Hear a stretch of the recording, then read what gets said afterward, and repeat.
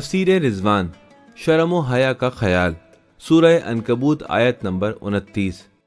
أَإِنَّكُمْ لَتَأْتُونَ الرِّجَالَ وَتَقْطَعُونَ السَّبِيلَ وَتَأْتُونَ فِي نَادِيكُمُ الْمُنكَرَ فما كان جواب قومه إلا أن قالوا ائتنا بعذاب الله إن كنت من الصادقين۔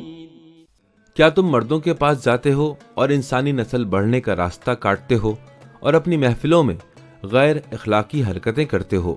تو ان کی قوم کے پاس اس کے سوا کوئی جواب نہ تھا کہ انہوں نے کہا، اگر تم سچ بولنے والوں میں سے ہو تو ہم پر اللہ کا عذاب لے آؤ۔ اس آیہ کریمہ کے ذیل میں حضرت امام رضا علیہ السلام سے ایک روایت منقول ہے۔ آپ نے فرمایا، وہ اپنی محافل میں بے شرمی و بے حیائی کے ساتھ ناگوار، بیہودہ اور خلاف ادب آوازیں نکالتے تھے۔ خاندان رسالت کی نظر میں شرم و حیا کا خیال کرنا اس قدر زیادہ ضروری ہے کہ امام صادق علیہ السلام بے حیائی کو بے ایمانی کے برابر قرار دیتے ہیں اور فرماتے ہیں، جو شرم و حیا کا خیال نہیں رکھتا وہ ایمان نہیں رکھتا۔ اس سلسلے میں امیر المومنین علی علیہ السلام سے بھی منقول ہے کہ بے حیا انسان میں کوئی خیر نہیں۔ مندرجہ بالا بیانات سے یوں سمجھا جا سکتا ہے کہ حیا اصل میں خود پر قابو پانے کی ایک خاص حالت ہے۔ اس کا ایمان اور عقل کے ساتھ براہ راست تعلق ہے۔ اگر کسی میں حیا نہ ہو تو اس کے ایمان اور عقل میں شک کرنا چاہیے۔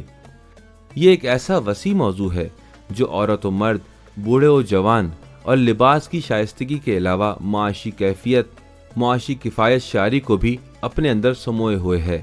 مثال کے طور پر اس آیت پر توجہ کریں۔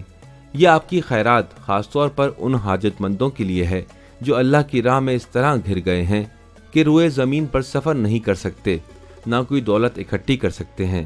ناواقف انہیں خودداری برتنے اور شرم و حیا کی وجہ سے مالدار سمجھتا ہے، مگر تم انہیں ان کے چہروں سے پہچان سکتے ہو۔ وہ لوگوں سے کبھی اصرار کے ساتھ سوال نہیں کرتے۔